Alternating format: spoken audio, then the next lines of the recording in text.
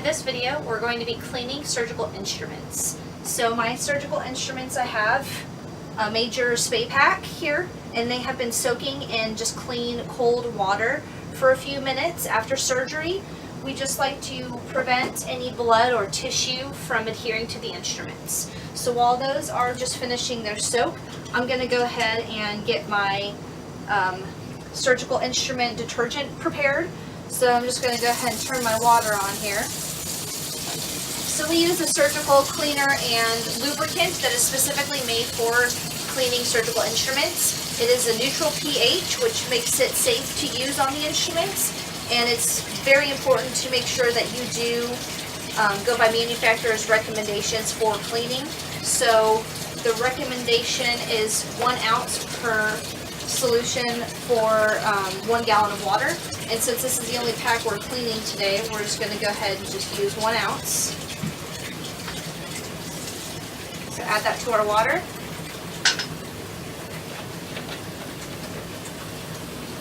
Just set our detergent over there. I'm going to go ahead and let that mix up for a minute.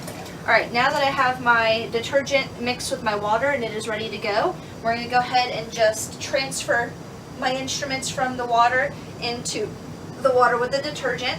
I'm going to go ahead and make sure they're open and all the ratchets are open as well on the instruments.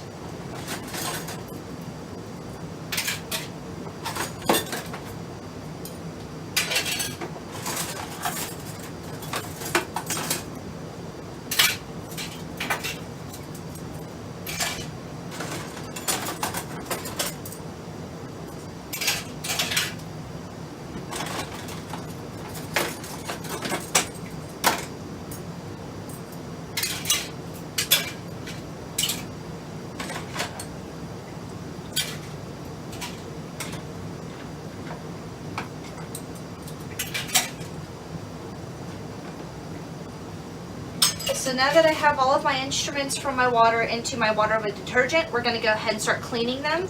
So I like to use just a regular soft bristle toothbrush to clean them. It's small enough to be able to get to all the serrations and the box locks and the grooves and everything for proper cleaning. So first I'm going to be cleaning our Addison Brown tissue forceps. Just going to pay close attention, making sure that I get the teeth and go in the direction with the serrations. And then also want to make sure that I go in the direction of the metal grain of the instrument as well and get all parts of the instrument, making sure we remove all blood and tissue from them. After I'm finished, I'm just going to go ahead and set my instruments in a bucket of cold water just to rinse them. And here I have my Mayo Hagar needle holders. And I'm just going to again pay close attention to the serrations and just kind of go in the direction with them. And I'm going to go in a to and fro motion, paying close attention to the box lock here. A lot of the time, a lot of blood likes to build up in this area.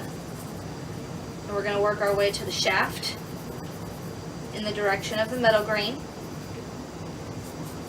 Get our ratchets, get into all those little grooves there that blood and tissue like to hang out at, and then our ring handles. My cold water. So here I have my scalpel blade holder, and I just want to make sure I get all the little grooves in direction with the metal grain, just make sure I don't miss anything.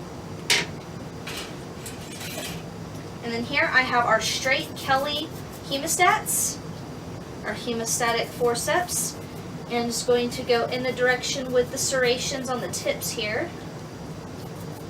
And our box lock. Go down to our shaft. Get our ratchets here and our ring handles.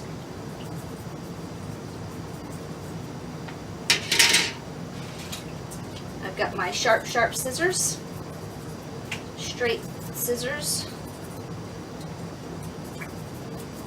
Going with the metal grain, making sure I get all sides of the instrument.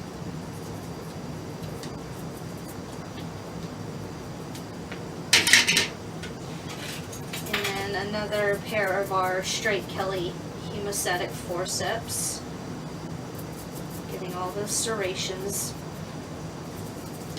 Box lock.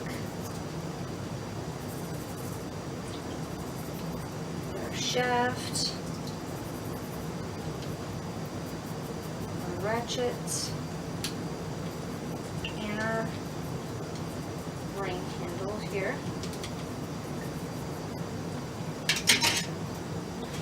And then now I have our back house towel clamps. It's going to focus on the sharp little tips. Get our box lock. Our shaft. Ratchet. And ring handles. Making sure I don't poke myself with those because they're sharp. Here we have our curved Rochester Carmalt hemostatic forceps as well. And they have different serrations in different directions, so I'm just going to go to and fro in directions with the serrations, making sure I just remove all blood and tissue. Get our box lock. Our shaft. Our ratchets and our ring handles.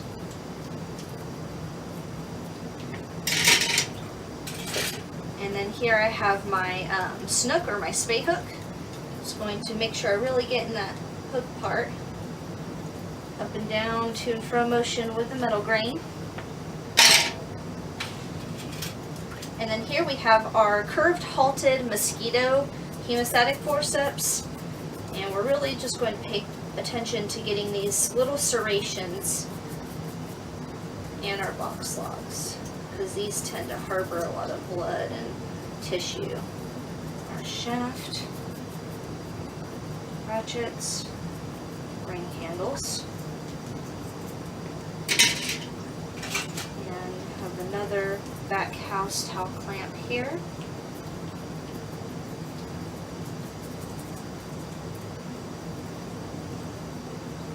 Our shaft, ratchets, our ring handles.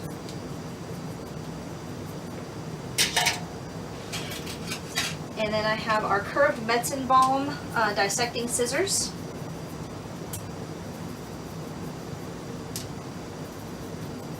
Make sure we get all of that.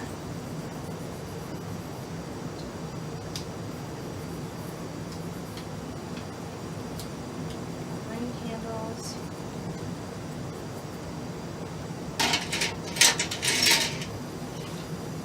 Our other pair of back house towel clamps.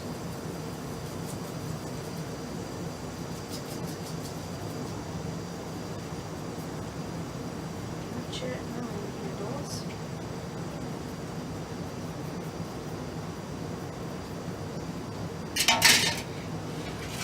And then another pair of our curved halted mosquito hemostatic forceps here. Make sure I get these little serrations.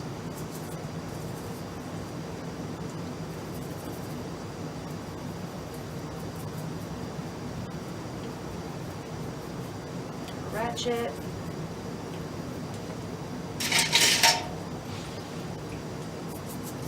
And another pair of our curved halted mosquito forceps.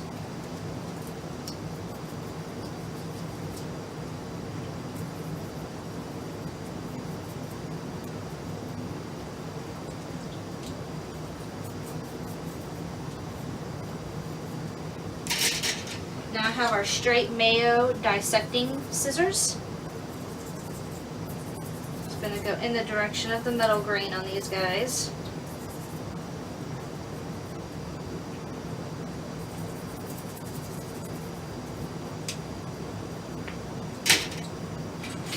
And then I have my Alice tissue forceps. They've got little teeth at the end on their tips, so I'm just going to make sure I go in the direction with those. Get those nice and clean. Box lock here, shaft, ratchet, and ring handle.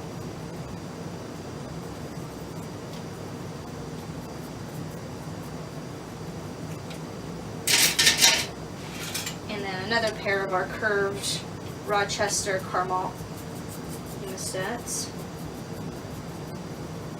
My serrations.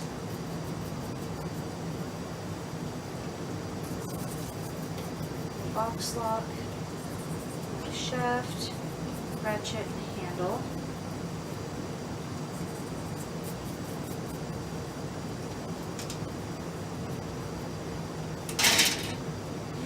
Another pair of our curved halted mosquito forceps. Get my serrations, my box lock, and my shaft, ratchet, and ring handles. I like to get inside the ring handles because sometimes blood from our surgeon's hands can transfer to the inside and they're often forgotten. Another pair of our curved halted mosquito forceps. So clean those serrations. My box lock, shaft, ratchet, and ring handle.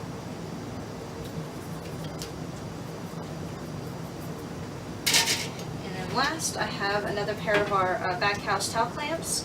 I'd like to say too that even if the surgeon does not use one of the instruments or a few of the instruments, we still thoroughly clean them. Blood can transfer from other instruments onto clean instruments, and then also blood may splatter on them as well, so it's important to get those guys. So we're done. I'm just going to drain my water. I'm going to just rinse these guys a little bit in the tub, and then I'm going to also thoroughly rinse them. As I thoroughly rinse them, I want to inspect the instruments. I want to make sure they close properly, that they have a nice flush seal, and that they open and close, and I'm not seeing any excess blood or leftover blood or tissue on them. Just gonna rinse them, check them, make sure they close properly, open them up, and I'm gonna be putting them into some instrument milk.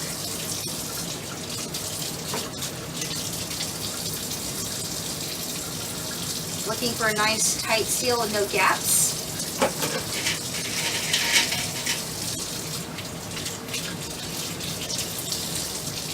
And with my scissors, I want to open and close them and watch carefully, making sure that I don't see any bowing, that they are nice and flush.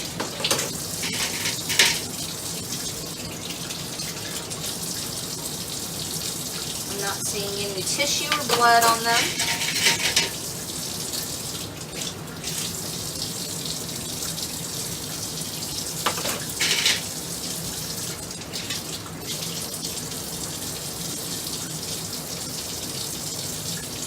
It's really important to check the instruments after every use.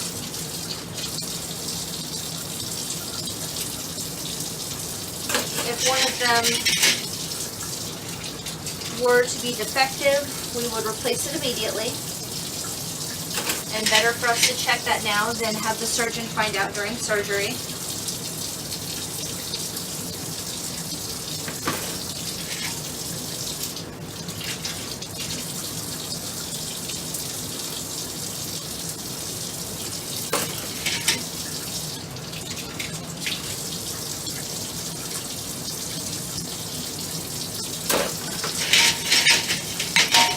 And with our Mayo Hagar needle holders, I want to make sure that I do see a nice flush close with these as well. It's important that they are able to hold on to the needle during surgery. And it is common for them to end up losing the serrations. They can kind of wear down over time as well.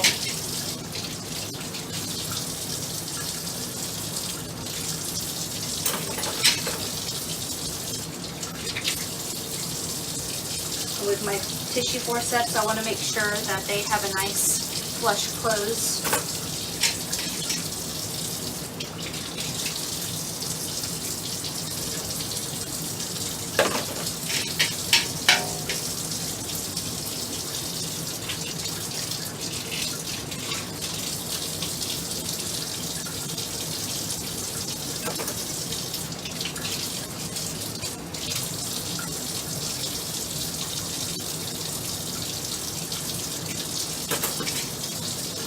With my snook, I just want to make sure I don't see any leftover tissue or blood on them. Same with my scalpel blade. I want to make sure that my grooves are still okay. I don't see any nicks in them.